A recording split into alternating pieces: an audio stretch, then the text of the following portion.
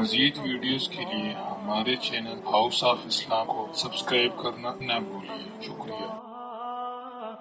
شرور أنفسنا ومن سيئات أعمالنا ونعوذ بالله من شرور أنفسنا ومن سيئات أعمالنا من يهده الله فلا مضل له ومن يضلله فلا هادي له وأشهد أن لا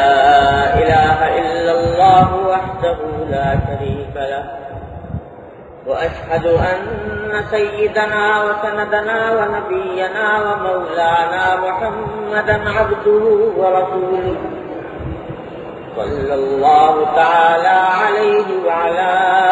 آله وأصحابه وبارك وسلم تسليما كثيرا كثيرا. أما بعد، عن أبي هريرة رضي الله تعالى عنه أن رسول الله صلى الله عليه وسلم قال: كل أمتي يدخلون الجنة إلا من أبى. قيل: ومن يأبى يا رسول الله؟ قال: من أطاعني دخل الجنة ومن عصاني فقد أبى. یہ حضرت ابو ہریرہ رضی اللہ تعالیٰ عنہ کی روایت ہے. وہ نقل کرتے ہیں کہ رسول کریم سرور دو عالم صلی اللہ علیہ وسلم نے ارشاد فرمایا کہ کل امتی یدخلون الجنۃ الا من ابى. فرمایا کہ میری ساری امت کے تمام افراد جنت میں داخل ہوں گے، جنت میں جائیں گے، البتہ وہ لوگ جو جنت میں جانے سے انکار کریں وہ روک لیے جائیں گے، اور سب جنت میں جائیں گے سوائے ان کے جو جنت میں جانے سے انکار کریں. صحابہ کرام نے پوچھا کہ ومن یابا یا رسول اللہ، ایسا کون احمق بیوقوف ہوگا جو جنت میں جانے سے انکار کرے، جانا نہ چاہے؟ تو اس کے جواب میں فرمایا رسول کریم صلی اللہ علیہ وسلم نے کہ من اطاعنی دخل الجنہ. بات یہ ہے کہ جو میری اطاعت کرے وہ تو جنت میں داخل ہوگا، لیکن ومن عصانی، جو میری نافرمانی کرے فقط ابا، تو وہ نافرمانی کرنا در حقیقت اس بات کی علامت ہے کہ وہ جنت میں جانے سے انکار کر رہا ہے. چاہے زبان سے انکار نہیں کر رہا لیکن عمل سے، طرز عمل سے، اپنی زندگی کے طریقوں سے وہ یہ جتا رہا ہے کہ گویا اس کو جنت میں جانا منظور نہیں. کیونکہ اگر ایمان لے آیا، مومن ہو گیا، لا الہ الا اللہ محمد رسول اللہ کا کلمے پر صدق کے دل سے ایمان لے آیا، تو اس کلمے سے تو معنی ہی یہ ہے کہ جب اللہ کے سوا کوئی معبود نہیں تو پھر اس کے معنی یہ ہے کہ اللہ ہی کا حکم ماننا ہے. جب ایمان لے آیا کہ اللہ نبی کریم سرور دو عالم صلی اللہ علیہ وسلم اللہ کے رسول ہیں، یعنی اللہ کا پیغام لانے والے ہیں، تو اس سے تو معنی ہی یہ ہے کہ جو بات نبی کریم صلی اللہ علیہ وسلم نے فرمائی اس کو ٹھیک ٹھیک اپنانا ہے، ٹھیک ٹھیک اس کو اختیار کرنا ہے، اس پر عمل کرنا. اب اگر صاف صاف معلوم ہو رہا ہے کہ اللہ کا حکم یہ ہے، اللہ کے رسول کا حکم یہ ہے، اور ایمان کا تقاضا یہ بھی ہے کہ جانتا ہے کہ اگر اس حکم پر عمل کروں گا تو اللہ تعالیٰ کی رضامندی حاصل ہوگی جنت کی شکل میں، اور اگر اس حکم کی نافرمانی کروں گا تو جنت میں داخلہ نہیں ہو سکے گا، پھر بھی وہ راستہ اختیار کرتا ہے جو نافرمانی کا راستہ ہے، تو اس کے معنی یہ کہ انکار کر رہا ہے، اس لیے وہ رک جائے، وہ نہیں جا سکے، باقی سب جائے. تو حدیث میں نبی کریم صلی اللہ علیہ وسلم نے فرما دیا کہ اللہ تبارک و تعالیٰ نے جنت اور اس کی نعمتیں اپنی رحمت سے کھول رکھی ہیں اور امت کے سارے افراد کے لیے، کوئی پابندی نہیں ہے داخلے پر، جو جانا چاہے راستہ کھلا ہوا ہے، لیکن کوئی خود ہی جانا نہ چاہے، کوئی خود ہی انکار کر دے جانے سے، تو اس کا تو کوئی علاج نہیں، کیونکہ وہ خود جانے سے انکار کر رہا ہے، اپنے راستے میں کانٹے بو رہا ہے۔ تو کوئی جو نہ شنا سے ادا ہو تو کیا علاج، کوئی جو نہ شنا سے ادا ہو تو کیا علاج، ان کی نوازشوں میں تو کوئی کمی نہیں، وہ انہوں نے جو اپنی طرف سے راستے کھولے ہوئے ہیں رحمت کے، اور ذرا ذرا کی بات کے اوپر، معمولی چھوٹے چھوٹے اعمال کے اوپر جنت کے وعدے کیے ہوئے ہیں، اتنا کرم کیا ہوا ہے، اب کوئی اس کرم سے فائدہ نہ اٹھائے تو اس کا کیا علاج ہے؟ کوئی شخص اپنے پاؤں پر خود ہی کلاڑی مارنا چاہیے۔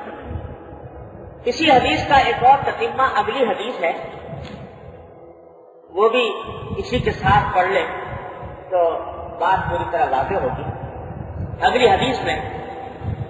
حضرت جابر رضی اللہ تعالیٰ عنہ فرماتے ہیں کہ قال قال رسول اللہ صلی اللہ علیہ وسلم مثلی و مثلکم کمثل رجل اوقد نارا فجعل الجنادب والفراش يقعن فيها وهو يذبهن عنها وانا آخذ بحجزكم عن النار وانتم تفلتون من يدي۔ عجیب و غریب حدیث ہے۔ فرمایا کہ خطاب کر کے فرمایا اپنی امت کے لوگوں کہ میری مثال اور تمہاری مثال ایسی ہے جیسے کہ ایک شخص نے آگ روشن کی، آگ جلائی، تو آگ جلانے کے بعد جو چھوٹے چھوٹے پروانے ہوتے ہیں جو آگ کے اوپر آ کر گرا کرتے ہیں، تو وہ اس آگ میں آ کر گر رہے ہیں، بات پرے کے پرے، ہجوم کے ہجوم، پروانوں کے آ کر اس آگ میں گر رہے ہیں۔ یہ بیچارہ جس نے آگ جلائی یہ پریشان ہے کہ یہ مخلوق کا آخر یہ بھی جاندار ہے، یہ آ کر آگ کے اندر گر رہی ہے، تو کسی طرح اس کو آگ سے بچایا جائے، آگ سے اس کو نکالا جائے۔ تو یہ بہت کوشش کرتا ہے کہ کسی طرح ان پروانوں کو پیچھے ہٹائے تاکہ یہ نہ جلے، لیکن وہ پروانے ہیں کہ پیچھے ہٹانے کے باوجود ایک طرف سے پیچھے ہٹاتا ہے تو دوسری طرف سے جا کر آگ میں گر جاتے ہیں، دوسری طرف سے ہٹاتا ہے تیسری طرف سے جا کر آگ میں گر جاتے ہیں۔ تو سرکار دو عالم صاحب نے فرمایا کہ میری مثال اس شخص کی سی ہے جس نے وہ آگ جلائی، اور تمہاری مثال ان پروانوں کی سی ہے کہ جو آ کر مختلف جگہوں سے، مختلف راستوں سے آ کر اس آگ کے اندر گر رہے ہیں۔ تو فرمایا کہ میں تمہاری کمر پکڑ کر تمہیں اس آگ سے بچانا چاہتا ہوں، تمہیں اس آگ سے ہٹانا چاہتا ہوں، اور تم میں سے نادان لوگ یہ سمجھتے ہیں کہ ہمارے ساتھ ظلم ہو رہا ہے، ہمیں جو اس بات سے روکا جا رہا ہے کہ یہ کوئی ہمارے ساتھ ظلم ہو رہا ہے، جاتی ہو رہی ہے، تو تم بجائے میری بات ماننے کے تم دیوانہ وار پروانہ وار اس آگ کے اندر گر جاتے، میرے ہاتھ سے نکلے جاتے۔ تو ارشاد یہ فرمایا، توجہ اس بات کی طرف دلائی کہ یہ جو جتنے گناہ ہیں روئے زمین پر، جتنے گناہ، وہ گناہ حقیقت میں آگ ہے، جیسے کسی نے آگ جلائی آگ، اور اس گناہ کے اندر مبتلا ہونا ایسا ہے جیسا کہ آگ کے اندر خود اپنے آپ کو گرا دے، اور مثال ایسی ہے جیسے پروانہ ہوتا ہے تو اس کو عقل نہیں ہے، وہ سمجھتا ہے کہ یہ بڑی خوبصورت چیز ہے، اس کو اس کے ظاہری شکل و صورت سے، ظاہری اس کو جمال سے متاثر ہو کر وہ اس آگ کی طرف بڑھتا ہے، تو وہ یہ سمجھ رہا ہے کہ میرے لیے بڑی اچھی چیز ہے، میں اس کو جا کر پکڑوں۔ پروانہ تو یہ سمجھ لو کہ حیوان ہے، لیکن چھوٹا بچہ نادان وہ ہر اچھی نظر آنے والی چیز کی طرف لپکتا ہے، جو اس کو آنکھوں کو بھا رہی ہے اس کی طرف لپکتا ہے، کبھی آگ کی طرف بڑھ رہا ہے، کبھی انگارہ اٹھا لینا چاہتا ہے، کبھی چاقو اٹھا لینا چاہتا ہے، کبھی پستول اٹھا لینا چاہتا ہے، وہ سمجھتا ہے کہ میرا کھیل کا راستہ یہی ہے، اس میں مزہ آ رہا ہے۔ لیکن حقیقت میں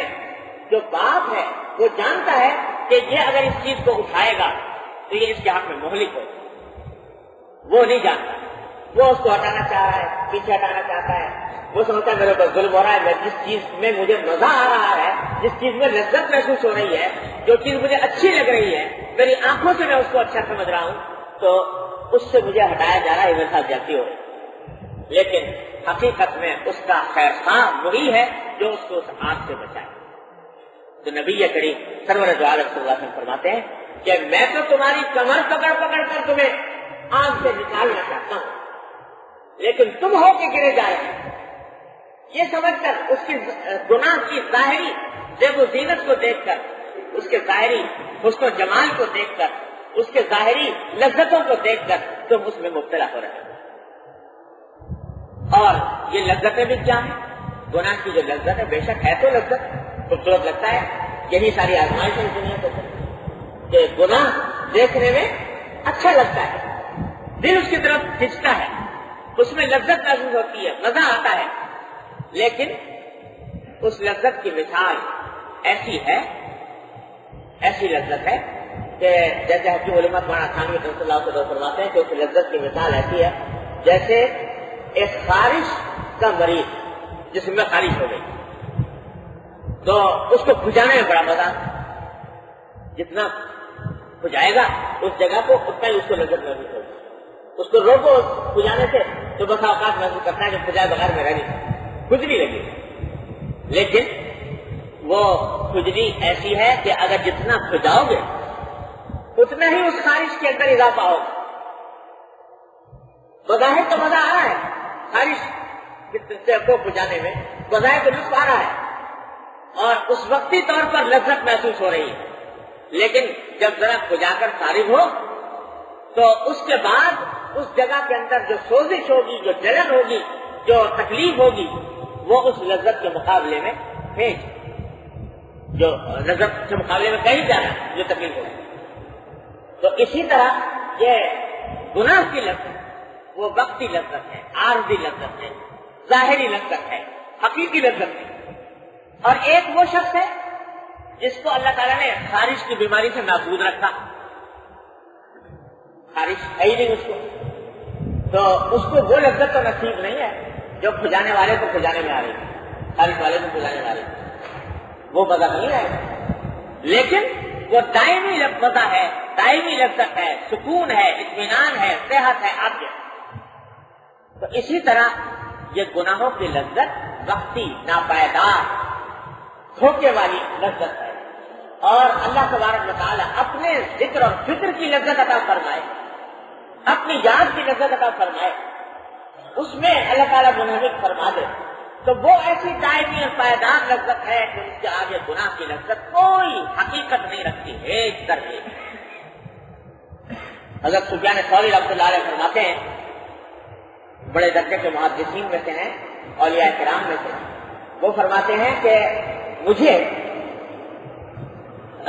ہم لوگوں کو اللہ تبارک و تعالیٰ نے محض اپنے فضل و کرم سے جو لذت عطا فرمائی ہوئی ہے،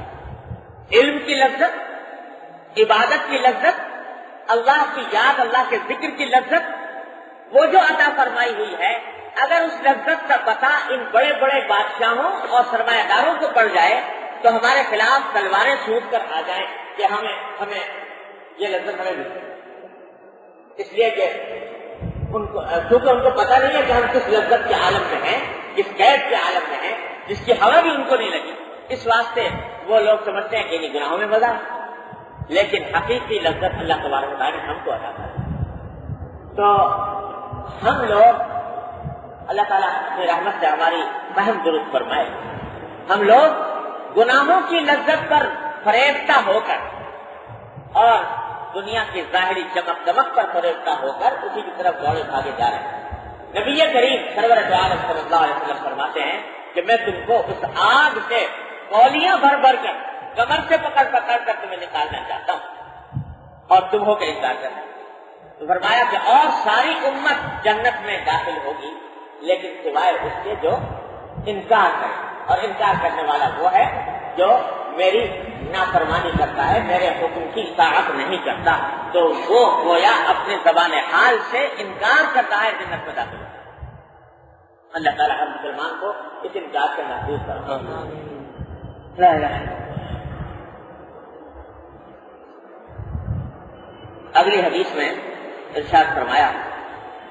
عن ابی ایاس سلمة بن عمرو بن الاکوع رضی اللہ تعالی عنہ ان رجلا اکل عند رسول اللہ صلی اللہ علیہ وسلم بشماله فقال کل بیمینه قال لا استطيع قال لا استطاع ما منعه الا الكبر فما رفعها الى فيه.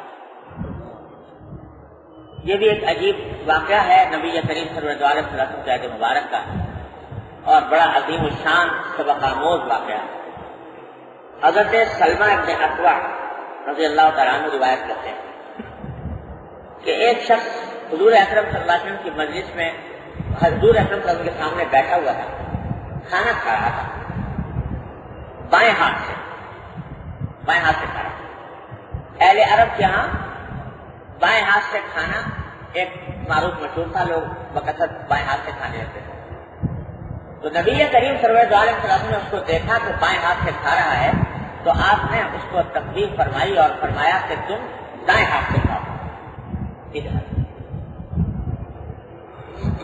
تو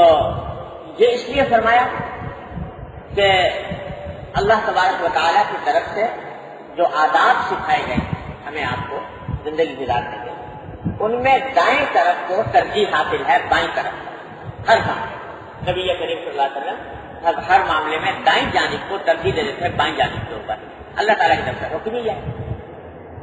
اب یہ کہ کسی کی یہ سمجھ میں آئے یا نہ آئے کہ کوئی اس کو عقل اس کے تسلیم کرے نہ کرے, لیکن اللہ کے رسول صلی اللہ علیہ وسلم کا یہ بتایا ہوا ادب کہ دائیں ہاتھ سے, تو اسلام کے تو معنی ہی یہ ہے کہ آدمی سر جھکا دے, تو چاہیے تھا کہ اس کو فوراً تسلیم کر دے. لیکن جو شخص کھا رہا تھا بیٹھا ہوا بائیں ہاتھ میں, حضرت نے اس کو ٹوکا اور ٹوک کر کہا کہ بائیں ہاتھ سے کھاؤ. تو جواب میں اس نے کہا کہ لا استطیع, کہ میں بائیں ہاتھ سے نہیں کھا سکتا.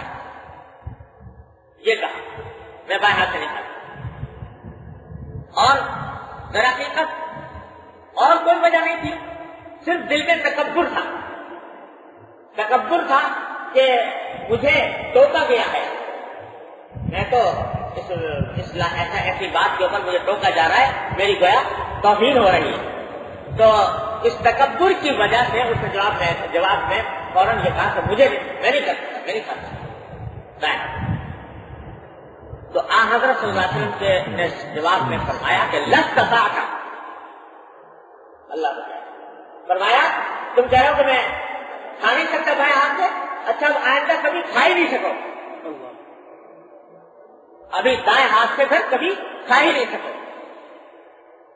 یہ اتنی خطرناک بات ہے کہ رسول کریم صلی اللہ علیہ وسلم نے ایک حکم دیا ہو اور آدمی تکبر کی وجہ سے اس سے فوراً اس کا پلٹ کے لیے میں نہیں کرتا. یہ بڑی خطرناک بات ہے, اللہ تعالیٰ سے بڑے وبال کی بات ہے. تو حدیث میں آتا ہے کہ جب آپ نے فرمایا کہ تم کو کھا نہیں سکو گے, تو ساری عمر اس کی اس حالت میں گزری کہ وہ اپنا ہاتھ منہ کی طرف لے جانے پر قادر تھا. یہ واقعہ ہے. اس میں ہمارے لیے کئی سبق ہیں بڑے عظیم الشان. پہلا سبق تو یہ ہے کہ بسا اوقات ہمارے دلوں میں اپنی نادانی اور بے وقوفی سے یہ خیال پیدا ہوتا ہے کہ بھائی کتنا اچھا ہوتا کہ ہم حضور اقدس صلی اللہ علیہ وسلم کے زمانے کے اندر ہوتے, اور صحابہ کرام رضی اللہ تعالیٰ عنہ اجمعین کو جو سرکار دو عالم صلی اللہ علیہ وسلم کی صحبت نصیب ہوئی اور آپ کا جلوہ جہاں آرا میسر آیا, تو یہ ان کی بڑی عظیم سعادت ہے. ہم بھی ہوتے تو کیا اچھی بات ہے. اور کبھی کبھی یہ خیال شکوے کی صورت اختیار کر لیتا ہے کہ اللہ تعالیٰ ہمیں اسی وقت پیدا کر دیتے تو ہمارے لیے آسان ہو جاتا. آج 20ویں 21ویں صدی میں ہمارے لیے دین کی تعلیمات پر چلنا دشوار ہو گیا ہے, ماحول خراب ہے, اور تو خدا نے کیا کیا دشواریاں پیدا ہو گئی ہیں. اگر اس زمانے میں ہوتے تو ماحول سارا بنا ہوا ہوتا صحابہ کرام کا, اور اس میں ہمارے دین پر چلنا آسان ہوتا. اللہ نے ہمیں اس دور کے اندر پیدا کر دیا. کبھی کبھی یہ خیال شکوے کی شکل بھی اللہ بچائے اختیار کرتا ہے, لیکن یہ معلوم نہیں کہ دیتے ہیں بعد از ظرف قضا خار دیکھ کر۔ اللہ تبارک و تعالیٰ اس کسی کو کوئی سعادت عطا فرماتے ہیں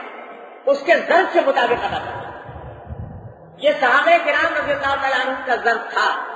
کہ انہوں نے نبی کریم صلی اللہ علیہ وسلم کی صحبت سے استفادہ بھی کیا اور اس صحبت کا حق بھی ادا کیا۔ وہ زمانہ بے شک بڑی سعادتوں کا زمانہ تھا، لیکن ساتھ ساتھ بڑے خطرے کا بھی تھا۔ آج ہمارے پاس نبی کریم صلی اللہ علیہ وسلم کے جو ارشادات ہیں وہ احادیث کی شکل میں واسطہ در واسطہ ہو کر پہنچے ہیں۔ اس واسطے علماء کرام نے یہ کہہ دیا کہ اگر کوئی شخص خبر واحد سے جو بات ثابت ہو اس کا بالفرض انکار کر دے، کہے کہ میں نہیں مانتا، تو گناہگار تو بہت ہوگا لیکن کافر نہیں ہوتا، منافق نہیں ہوتا۔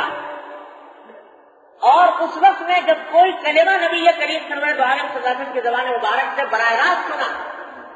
اور اس کا انکار کرتے آدمی، تو اس کا انکار کرتے ہی کفر کے اندر داخل ہو جاتا ہے۔ اللہ نے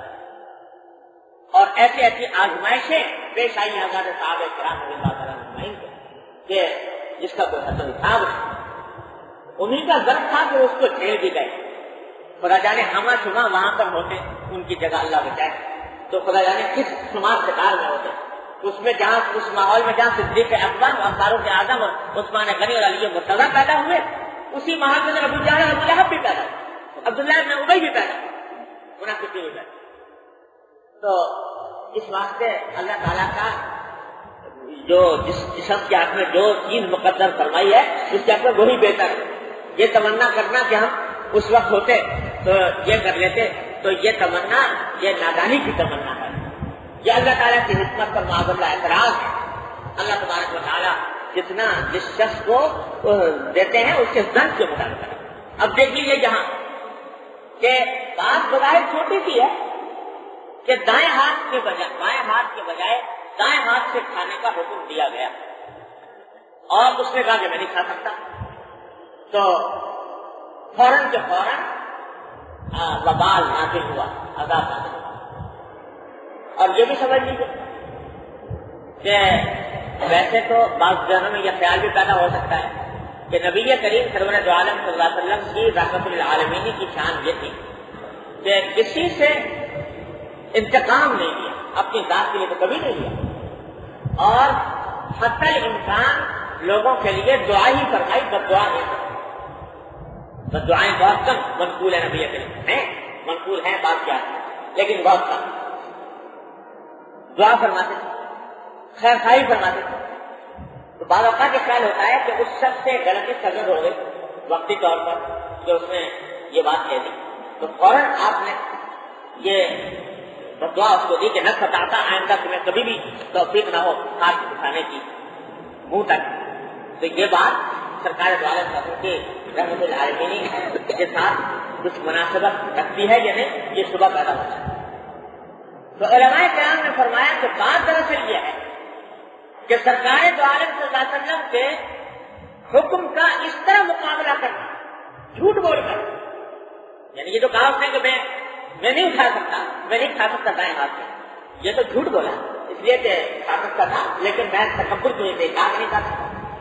تو حضور کے حکم کا مقابلہ کرنا تکبر کے ساتھ جھوٹ بول کر، یہ اللہ تبارک و تعالیٰ کے نزدیک یہ جرم اتنا بڑا ہے کہ آدمی سیدھا جہنم سیدھا جہنم۔ لیکن حضور اقدس صلی اللہ علیہ وسلم نے فوراً بد دعا اس لیے تھی کہ تاکہ اس کو جو کچھ عذاب ہونا ہے اس عمل کے اوپر وہ یہاں دنیا میں، کہ دنیا کے اندر اس کے اوپر عذاب ہو جائے، تو ہو سکتا ہے بعد میں اس کے نتیجے میں اللہ تعالیٰ اس کو توفیق دے دے اور پھر ایمان اور عمل صالح کی توفیق اس کو، اور دنیا کے اوپر بات نہیں بڑھتی، آخرت میں عذاب جہنم ہمیشہ کے عذاب جہنم سے بچ جائے۔ تو یہ حکمت بھی سرکار دو عالم کے ارشاد میں ہو سکتا ہے۔ بعض علماء کرام نے یہ حکمت بیان کی تھی، اور اسی واسطے جتنے بزرگان دین سے منقول ہے کہ انہوں نے کبھی کسی کو کسی نے اس قسم کے ساتھ زیادتی کی تو کبھی اس کا بدلہ لے لیا، تو اس بدلہ لینے کی وجہ بھی بعض اوقات یہ ہوتی ہے، وہ بدلہ بھی شفقت کی وجہ سے لیا جاتا ہے کہ بدلہ اسی لیا کہ اگر بدلہ نہ لے تو ان کے اوپر اس سے زیادہ بڑا عذاب نازل ہونے کا اندیشہ ہے۔ ایک صاحب تھے، وہ ایک بزرگ کے مرید تھے، تو ان سے ایک مرتبہ اپنے شیخ سے کہا کہ حضرت ہم نے سنا ہے کہ اولیاء کرام جو ہوتے ہیں بزرگان دین، ان کے الگ الگ رنگ ہوتے ہیں، ان کی شانیں الگ الگ ہوتی ہیں، کسی کی شان کچھ ہے، کسی کی شان کچھ ہے۔ تو میں ذرا معلوم کرنا چاہتا ہوں کیا کیا شانیں ہوتی ہیں، کس قسم کی ہوتی ہیں بزرگوں کی شانیں۔ تو پیر صاحب نے، شیخ صاحب نے کہا کہ بھائی یہ اس فکر میں مت کرو، تم جو کچھ کام کرنا ہوتا اسی میں لگو، تمہیں اس چکر میں نہ پڑو کہ بزرگوں کی شانیں معلومات کرو، شانوں کی کیا شانیں ہوتی ہیں، اور اگر بزرگوں کے شان کیا تم کہاں اس کا ادراک کر سکتے۔ کہا جی ویسے تو ٹھیک ہے لیکن دل چاہتا ہے کہ ذرا کچھ پتہ لگے کیا مختلف رنگ ہوتے ہیں۔ کہنے اچھا اگر تمہیں اصراری ہے تو ایسا کرو کہ وہاں چلے جاؤ، ایک مسجد میں، مسجد کا پتہ بتایا، وہاں چلے جاؤ، وہاں 3 آدمی بیٹھے ہوئے اللہ اللہ کر رہے ہوں ذکر۔ تو ایسا کرنا کہ تینوں کی پیچھے سے جا کر تینوں کے کمر میں ایک مکہ مار دیں، ایک اس کے ایک اس کے، اور پھر وہ جو کچھ وہ کرے تو وہ مجھے آگے بتانا۔ کہا کہ اچھا۔ اب جو یہ پہنچے تو جا کر انہوں نے وہی حرکت کی، 3 آدمی بیٹھے ہوئے تھے اللہ اللہ کر رہے تھے، ایک اس کے بھی مارا، اس کے بھی مارا، اس کے بھی مارا، تینوں کو مارا۔ تو جو پہلے سے مارا تو اس نے تو مڑ کے بھی نہ دیکھا، وہ اپنا ذکر کر رہے تھے اور ذکر میں مشغول رہے، پیچھے مڑ کے بھی نہ دیکھا کون مکہ مار رہا ہے۔ دوسرے سے مارا تو انہوں نے پیچھے مڑ کے دیکھا اور اٹھا کر اس کا ہاتھ جو تھا وہ سلانے لگے کہ تمہارے ہاتھ میں کوئی تکلیف تو نہیں ہوئی، تمہارے ہاتھ میں کوئی چوٹ تو نہیں لگی میرے کمر میں مارنے۔ اب تیسرے کو جو مارا تو انہوں نے پیچھے مڑ کر اور جیسا مکہ اس نے مارا ویسا ہی مکہ انہوں نے۔ اب آ کر شیخ صاحب کو بتایا کہ حضرت آپ نے نسخے میں عمل کیا تھا، تو تینوں کا معاملہ یہ قصہ پیش آیا۔ کیا ہوا کہ جی پہلے تو کچھ دھیان ہی نہیں دیا انہوں نے اور اپنے ذکر میں لگے رہے، دوسرے کو مارا تو وہ جناب الٹا میرے ہی ہاتھ کو چلانے لگے، اور تیسرے جو تھے وہ جناب انہوں نے مجھے مارا۔ کہا کہ دیکھو جو پوچھ رہے تھے کہ بزرگوں کی شانیں مختلف کیا کیا ہوتی ہیں، تو یہ 3 شانیں الگ الگ ہیں۔ ایک شان یہ ہے کہ انہوں نے کہا کہ میاں میں اللہ تبارک و تعالیٰ کے ذکر میں مشغول ہوں، اللہ تبارک و تعالیٰ کی یاد میں مشغول ہوں، اس ذکر کے اندر لذت ایسی آ رہی ہے کہ اس لذت کو چھوڑ کر پیچھے دیکھو کون مکہ مار رہا ہے، ہم کا وقت ہے کر مکہ۔ تو یہ تو ایسا ہے جیسے کوئی شخص اپنے محبوب کی طرف لگتا ہوا چلا جا رہا ہو تیزی میں اور جلدی پہنچنا چاہتا ہو اپنے محبوب کے پاس، اور بیچ میں آ کر کوئی چھیڑ دے تو وہ رک جائے، تو اپنا 1 منٹ کا بھی لمحہ بھی وقت ضائع کرنا پسند نہیں کرے گا، وہ چلتا کرنا شروع کرتے چلتا رہے۔ ان کا ذوق تو یہ تھا۔ دوسرے بزرگ جو تھے ان کے اوپر مخلوق کی شفقت، مخلوق کی کے اوپر رحمت کا رنگ غالب تھا، تو نہ صرف یہ کہ انہوں نے بدلہ نہیں لیا، اپنی چوٹ کو تو دھیان نہیں، اور اس کے ہاتھ کو دیکھ رہے ہیں کہ تمہارے ہاتھ میں کوئی چوٹ نہیں لگی۔ اور تیسرے جو بزرگ ہیں یہ بتاؤ کہ جب انہوں نے تمہاری طرف مڑ کر تمہیں مارا تو اتنی زور سے مارا جس زور سے تم نے مارا تھا یا کچھ زیادہ زور سے مار دیا؟ کہا کہ نہیں مارا تو اتنی زور سے جتنے زور سے میں نے مارا تھا اتنے زور سے۔ کہا کہ یہ وہ شریعت کا حکم ہے کہ من اعتدى علیکم فاعتدوا علیہ بمثل ما اعتدى علیکم، جو شخص تمہارے ساتھ زیادتی کرے تو جتنی زیادتی اس نے کی ہے تم بھی کر سکتے ہو۔ تو شریعت سے اس حکم پر عمل کیا نبی کریم صلی اللہ علیہ وسلم نے یہاں پر جو فرمایا کہ لفظ تھا، اس کی توجیہ بعض حضرات نے جو کی ہے کہ یہ اس لیے دوسرا سبق جو ہمیں اس حدیث سے ملتا ہے وہ یہ کہ نبی کریم صلی اللہ علیہ وسلم نے داہنے ہاتھ سے کھانا کھانے کا حکم دیا۔ بظاہر یہ بہت چھوٹی سی بات معلوم ہوتی ہے کہ دائیں سے کھایا یا بائیں سے کھایا، اور آج کل لوگ اس قسم کی سنتوں کے بارے میں بعض اوقات یہ حقارت آمیز انداز اختیار کر لیتے ہیں کہ میاں یہ کیا چھوٹی موٹی باتوں کے پیچھے پڑے رہتے ہیں کہ دائیں ہاتھ سے کھاؤ یا بائیں ہاتھ سے کھاؤ۔ تو یاد رکھیے کہ نبی کریم سرور عالم صلی اللہ علیہ وسلم کی کوئی سنت چھوٹی نہیں،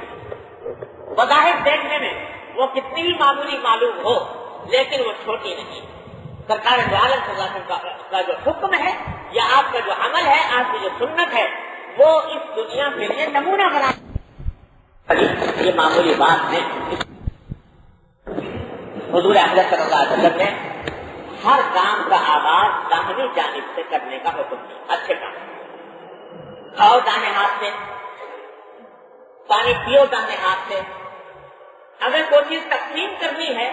مجمع کے اندر تو سیدھے ہاتھ سے شروع کرو، اس کی باقاعدہ تلقین فرمائی، تربیت دی دعوے کا سیدھے ہاتھ۔ اور فرمایا کہ حدیث میں آتا ہے کہ ان رسول اللہ صلی اللہ علیہ وسلم کان یحب التیامن فی کل شیء، ہر چیز میں دائیں ہاتھ سے ابتدا کرنے کو آپ پسند فرماتے ہیں۔ یہاں تک کہ لباس پہننے میں پہلے دائیں آستین پہنو اور پھر بائیں پہنو۔ جو بھی لباس پہننا ہو تو اس میں اس بات کا اہتمام کرتے تھے کہ دائیں طرف سے آغاز کیا جائے۔ جوتا پہننا ہے تو پہلے دایاں پہنو پھر بایاں پہنو۔ کنگھی کرنی ہے تو کنگھی پہلے دائیں طرف کرو پھر بائیں طرف کرو۔ سرما ڈالنا ہے تو پہلے دائیں آنکھ میں ڈالو پھر بائیں آنکھ میں ڈالو۔ ہاتھ دھونے ہیں تو پہلے دایاں ہاتھ دھو پھر بایاں ہاتھ دھو۔ ہر چیز کے اندر نبی کریم صلی اللہ علیہ وسلم نے یہ تیامن سیدھے ہاتھ کے اوپر کیا عمل کرنے کا حکم۔ اب دیکھیں کہ یہ وہ نیکیاں ہیں، یہ وہ سنتیں ہیں کہ اگر ان کا اہتمام کر لے تو ہر عمل کے اوپر اللہ تبارک و تعالیٰ کے ہاں سے محبوبیت کا پروانہ مل رہا ہے، اللہ تبارک و تعالیٰ کی طرف سے اجر و ثواب مل رہا ہے۔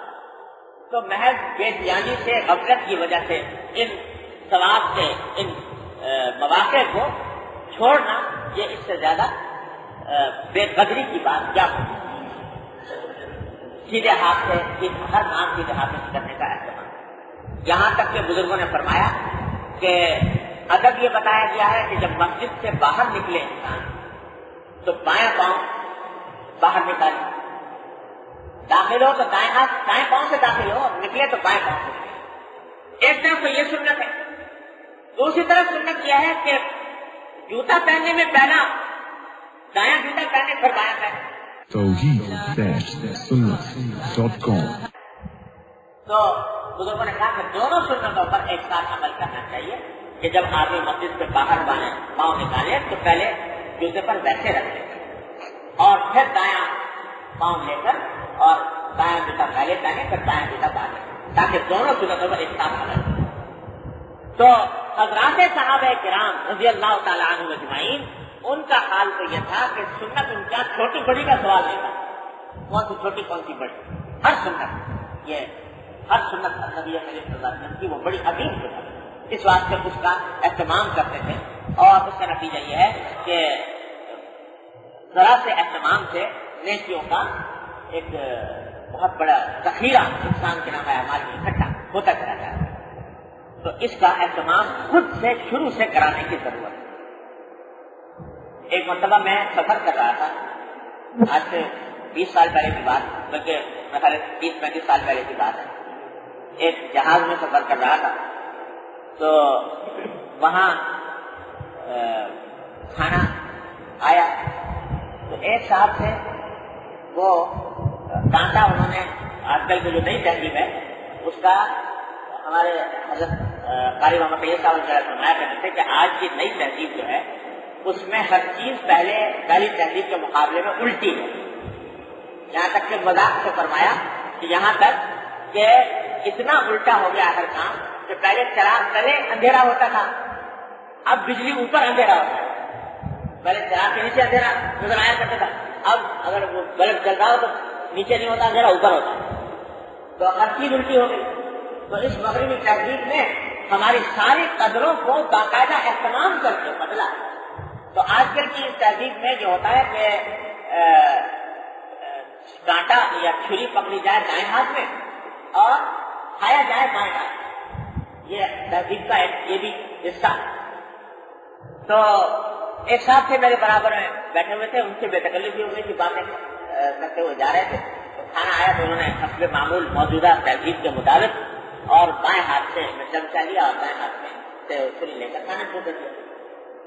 تو چونکہ ان سے بے تکلفی ہو چکی تھی سفر کے دوران, تو میں نے ان سے ذکر کیا کہ اگر ہم لوگوں نے ہر چیز میں اپنے کھانے میں, اٹھنے میں, بیٹھنے میں, ہر چیز میں انگریزوں کی تقلید شروع کر دی ہے, اور نبی کریم صلی اللہ علیہ وسلم کی سنت تو یہ تھی کہ آپ دائیں ہاتھ سے کھاتے تھے, تو آپ اگر دائیں ہاتھ سے کھا لیں تو یہی عمل جو ہے تو آپ کا عمل بن جائے گا. تو اس پر وہ فرمانے لگے کہ اصل میں ہماری قوم جو ہے وہ اسی وجہ سے پیچھے رہ گئی کہ ان چھوٹی چھوٹی چیزوں کے پیچھے پڑے ہوئے ہیں کہ دائیں ہاتھ سے کھاؤ کہ بائیں ہاتھ سے کھاؤ, اس واسطے پیچھے رہ گئی,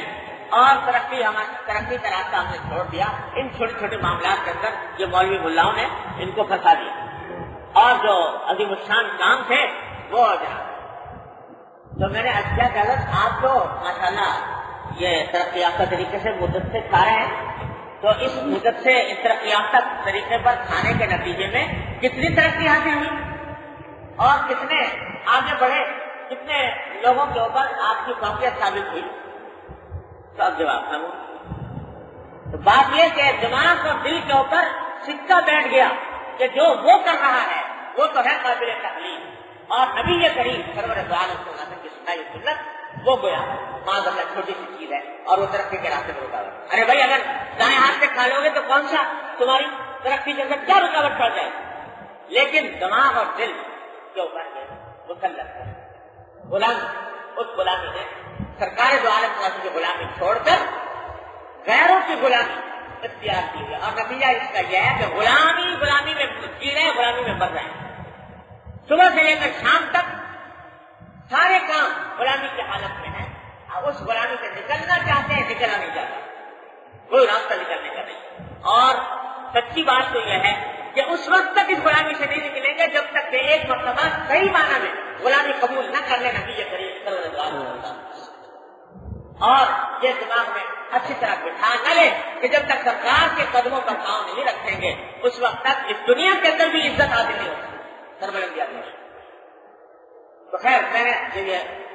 نے کہا, میں نے ان کو سمجھایا کہ بھائی یہ مسلمان کی جو عزت اور سربلندی ہے وہ تو نبی کریم صلی اللہ علیہ وسلم کے طریقوں میں, آپ کی سنت اور دوسرے طریقوں میں نہیں ہے,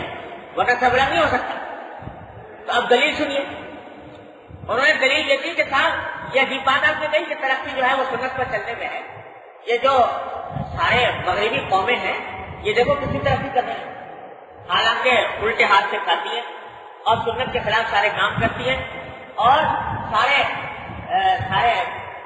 کام جو ہے وہ شریعت کے خلاف انجام دے رہے ہیں, گناہ کر رہے ہیں, فسق و فجور میں مبتلا ہیں, شرابیں پی جا رہی ہیں, بدکاریاں ہو رہی ہیں, فحاشی اڑیاں سبھی کچھ ہو رہا ہے, اور اس کے باوجود ترقی کر رہے ہیں. کہاں سے کہاں پہنچا ہے, دنیا میں جھنڈے لہرا رہے ہیں.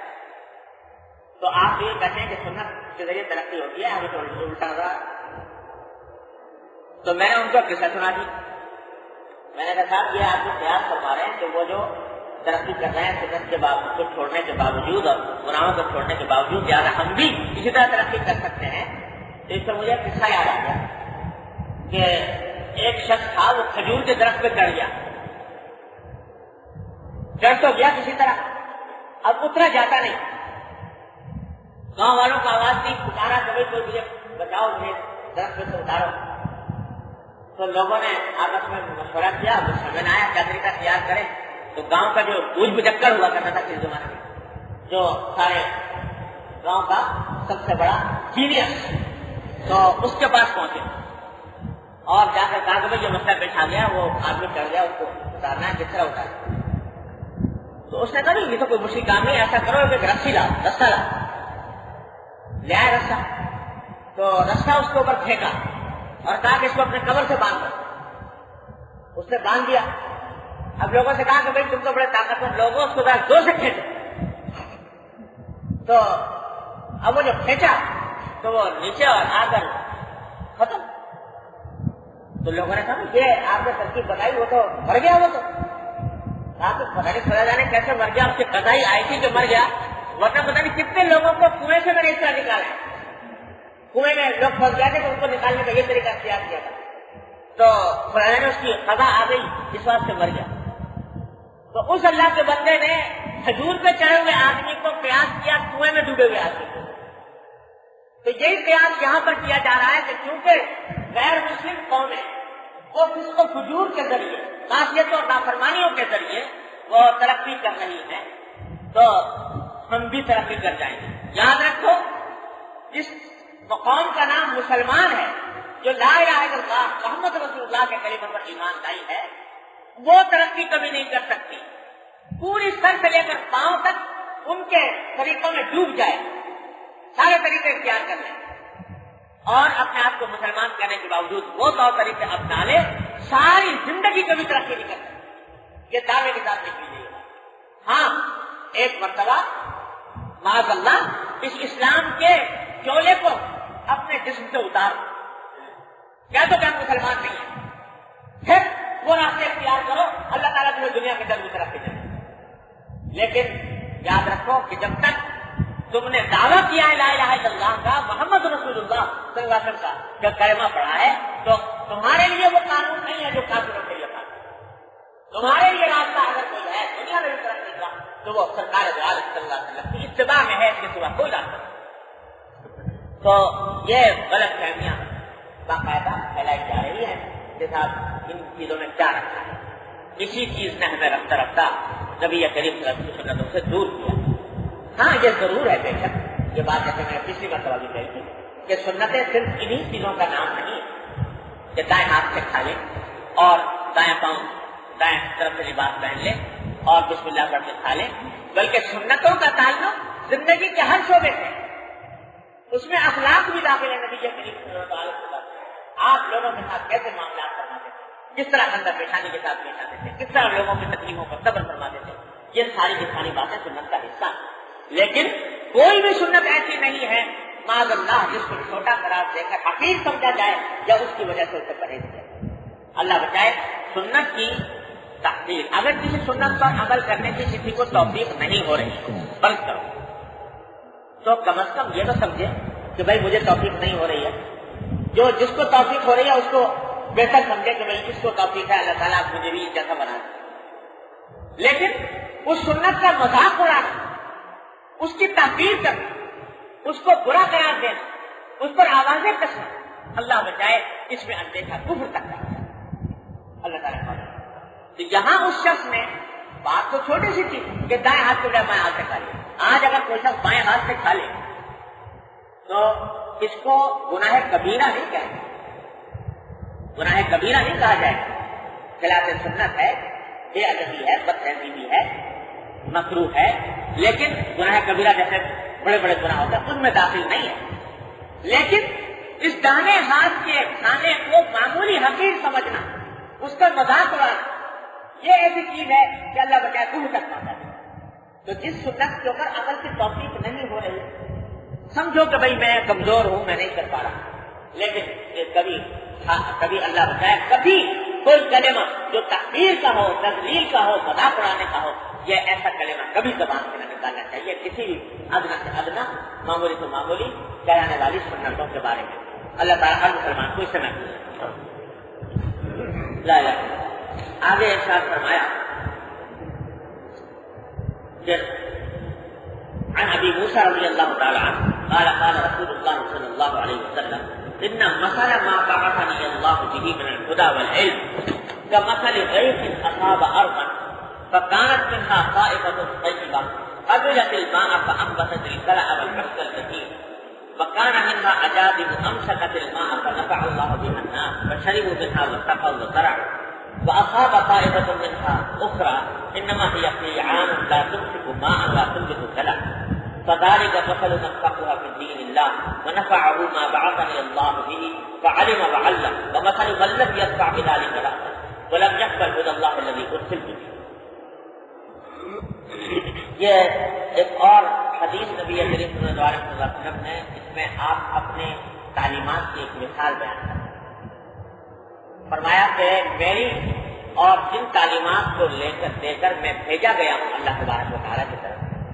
اس کی مثال ایسی ہے جیسے کہ ایک زمین پر بارش ہوئی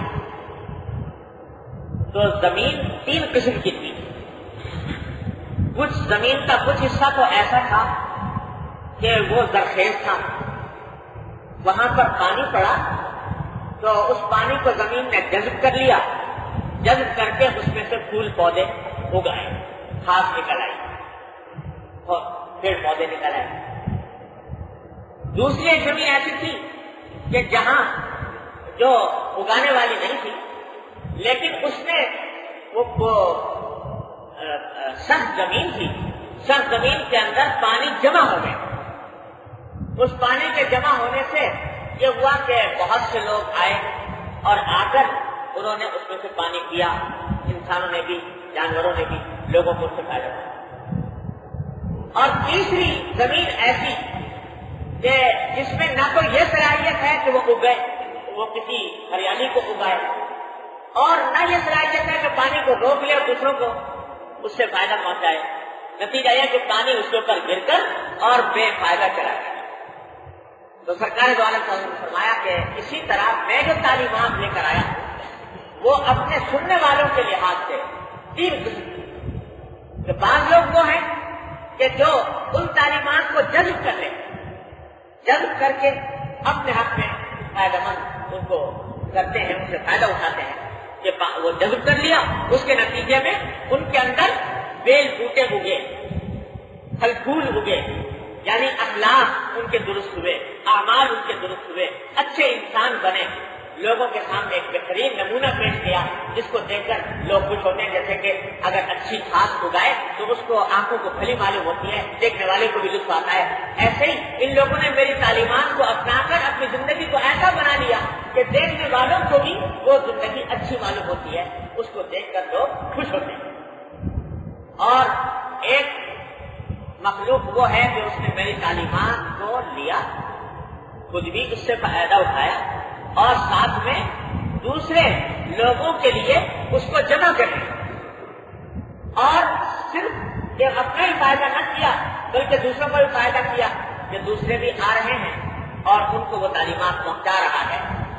تعلیم کے ذریعے، تدریس کے ذریعے، وعظ کے ذریعے، تبلیغ کے ذریعے، دعوت کے ذریعے دوسروں تک وہ بات پہنچا رہا ہے. تو یہ اور بھی زیادہ بہتر فائدہ اس نے حاصل کیا. اور تیسرا وہ ہے، وہ فریق ہے کہ جس نے سن تو لیا لیکن ایک کان سے سنا دوسرے کان سے اڑا دیا، نہ اس نے خود فائدہ اٹھایا کہ اس کے ہریالی اگتی، اور نہ لوگوں کے لیے جمع کیا کہ دوسرے لوگ آ کر اس سے فائدہ اٹھائے. تو فرمایا کہ اشارہ اس بات کی طرف کیا کہ 2 باتوں میں سے ایک بات اختیار کرنا میری تعلیمات کے بارے میں، یا تو خود بھی فائدہ اٹھاؤ اس سے، دوسروں کو بھی فائدہ پہنچاؤ، یا کم از کم خود کو فائدہ اٹھا لو اور خود اس کے رنگ میں رنگ جاؤ. تیسرا راستہ جو ہے وہ بربادی کا راستہ ہے کہ میری تعلیمات سنو اور اس کو پتے پوچھ ڈالو. اسی واسطے ایک اور حدیث میں فرمایا نبی کریم صلی اللہ علیہ وسلم کہ کن عالما او متعلما ولا تکن ثالثا،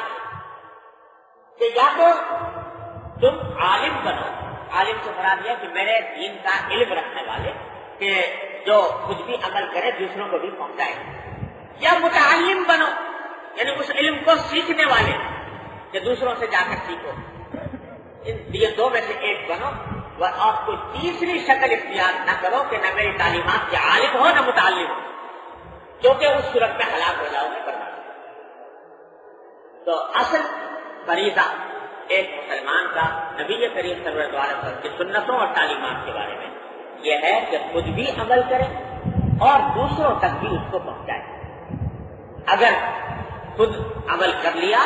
اور دوسروں تک نہ پہنچایا تو صرف اتنی بات نہیں ہے کہ ناقص رہے گا، بلکہ جو خود فنا کا حاصل کیا وہ بھی ہاتھ سے زیادہ رہنے کا اندیشہ ہے. اس واسطے کہ اگر ماحول درست نہیں ہوگا اپنا تو کسی بھی وقت پھسل جائے. اگر ایک شخص اپنے گھر کے اندر دیندار بن گیا اور اللہ تبارک و تعالیٰ کے احکام پر چلنے لگا، گناہوں سے بچنے لگا، لیکن اپنے گھر والوں کی اصلاح کی فکر نہیں، تو تنہا ہے. نتیجہ یہ کہ تنہا تو کر رہا ہے اپنا کام کب تک کرے گا جبکہ سارے گھر والے اس کے خلاف ہیں، اس کے طریقے کو اچھا نہیں سمجھتے، تو کسی نہ کسی دن پھسل جانے چاہتے ہیں۔ اس واسطے اس کو فرض ہے اس کے ذمہ کہ اپنے گھر والوں کے اوپر بھی محنت کرتا رہے، ان کو بھی توجہ دلاتا رہے، کسی نہ کسی طرح محبت سے، پیار سے، شفقت سے ان کو اس راستے کی طرف لانے کی کوشش کرے۔ اور جب گھر والوں کے علاوہ باہر اپنے ملنے جلنے والے دوست احباب تمام مسلمان ان تک بات پہنچانے کی کوشش کریں۔ حدیث میں فرمایا نبی کریم صلی اللہ علیہ وسلم نے کہ المرآۃ المؤمن مرآۃ المؤمن، مسلمان ایک مسلمان دوسرے مسلمان کا آئینہ ہے، کہ ایک آدمی کو اپنی غلطی محسوس نہیں ہو رہی، دوسرا آدمی اس کی طرف توجہ دلا لے، محبت سے، پیار سے، شفقت سے۔ ہاں اس میں ایسا طریقہ اختیار نہ کرے جو دل آزار ہو، جس سے دلوں کو ٹھیس لگے، جس سے نفرت پیدا ہو، یہ کام نہ کرے۔ ہاں البتہ آہستگی سے، محبت سے، شفقت سے سمجھا کہ یہ نہیں کہتے پہنچا کر۔ بعض لوگ یہ سمجھتے ہیں کہ صاحب ہم بہت کہتے ہیں لیکن کچھ فائدہ نہیں ہوتا۔ یاد رکھو، فائدہ ہونا نہ ہونا یہ تمہارا کام نہیں، تمہارا کام ہے اپنے وقت پر اپنا فریضہ انجام دے۔ حضرت نوح علیہ السلام تقریباً 950 سال تبلیغ کرتے رہے اور 19 کے قریب آدمی مسلمان ہیں، 950 سال۔ ان کا جگر گردہ، ان کا حوصلہ آپ دیکھیے۔ تو ایک داعی مبلغ کا کام یہ ہے کہ وہ گھبرائے نہیں، اکتائے نہیں، مایوس نہ ہو، کہتا ہے اور درپے بھی نہ ہو، یہ بھی نہ ہو کہ صاحب میری اس بات کا تو کوئی اثر ہوا نہیں، لہٰذا اب آئندہ کہنے سے کیا فائدہ۔ کبھی نہ کبھی مختلف طریقوں سے، مختلف اسالیب سے بات اپنی پہنچاتا رہے۔ یاد رکھیے کہ کبھی نہ کبھی اچھی بات کبھی نہ کبھی اثر انداز ہوتی، ایک دن فائدہ نہیں ہوگا، 2 دن نہیں ہوگا، 10 دن نہیں ہوگا، کسی نہ کسی وقت انشاءاللہ اس کے اثرات ظاہر ہوں گے۔ اور اگر بالکل کسی کے مقدر میں ہدایت نہیں ہے، جیسے نوح علیہ السلام کے بیٹے کے مقدر میں نہیں ہے، ہدایت نہیں ہے، تو بھی تمہارا یہ کہنا مسلسل تمہارے حق میں فائدہ مند ہو رہا ہے، تمہارے لیے اجر و ثواب کا اضافہ ہو رہا ہے۔ تو یہ کرتا ہے اور اپنے خود نبی کریم صلی اللہ علیہ وسلم کی تعلیمات پر خود عمل کرنے کی کوشش کرے، بس یہی راستہ ہے۔ ہاں انسان ہے، کمزور ہے، کبھی کسی بات میں کوتاہی ہو گئی، سنت کے مطابق نہیں کر سکا، اس پر اللہ تعالیٰ سے معافی مانگتا رہے، استغفار کرتا رہے، آئندہ کے لیے کوشش جاری رکھے، بس سارے عمر یہی کرتا رہے تو انشاءاللہ اللہ تبارک و تعالیٰ کی رحمت سے امید ہے کہ بیڑا پار ہوگا۔ ہاں البتہ غفلت بہت بری، یہ غفلت اللہ تعالیٰ اس غفلت سے اور اس بے قدری سے ہم سب کی حفاظت فرمائے۔ اللہ تعالیٰ نبی کریم صلی اللہ علیہ وسلم کی سنتوں پر عمل کرنے کی تمنا کو توفیق عطا فرمائے۔ دعا اللهم صل على سيدنا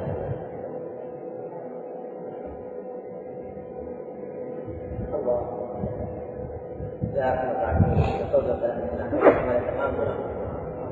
یا اللہ ہمارے اخلاق، یا اللہ ان کی محبت و عظمت ہمارے دل میں پیدا کر، یا اللہ آخرت کی فکر عطا فرما، یا آخرت کی فکر عطا فرما، یا اللہ ہمارے دلوں میں، ہمارے دماغوں میں ان کی صحیح فہم عطا فرما، یا اللہ اس پر عمل کی توفیق عطا فرما، اس پر استقامت عطا فرما، یا الراحمین اپنے فضل و کرم سے ہمیں، ہمارے تمام گھر والوں، متعلقین اور احباب کو ہر طرح کی معصیت اور گناہوں سے محفوظ فرما، یا اللہ ہر طرح کی بری نوبتوں سے محفوظ فرما، یا الراحمین ہمیں ہر طرح کی معصیت اور منکرات سے حفاظت فرما، یا اللہ تمام حاضرین اور حاضرات کو تمام جائز مقاصد میں کامیابی عطا فرما، یا اللہ سب کی پریشانیوں کو دور فرما، یا اللہ سب کی مشکلات کو آسان فرما، یا الراحمین سب کی نیک مرادوں کو پورا فرما۔ اللهم انا نسالك من خير ما سالك منه عبدك ونبيك محمد صلى الله عليه وسلم، ونعوذ بك من شر ما استعاذك منه عبدك ونبيك محمد صلى الله عليه وسلم. ربنا تقبل منا انك انت السميع العليم وتب علينا انك انت التواب الرحيم، وصلى الله تعالى على خير خلقه محمد واله وصحبه اجمعين، امين برحمتك يا رب.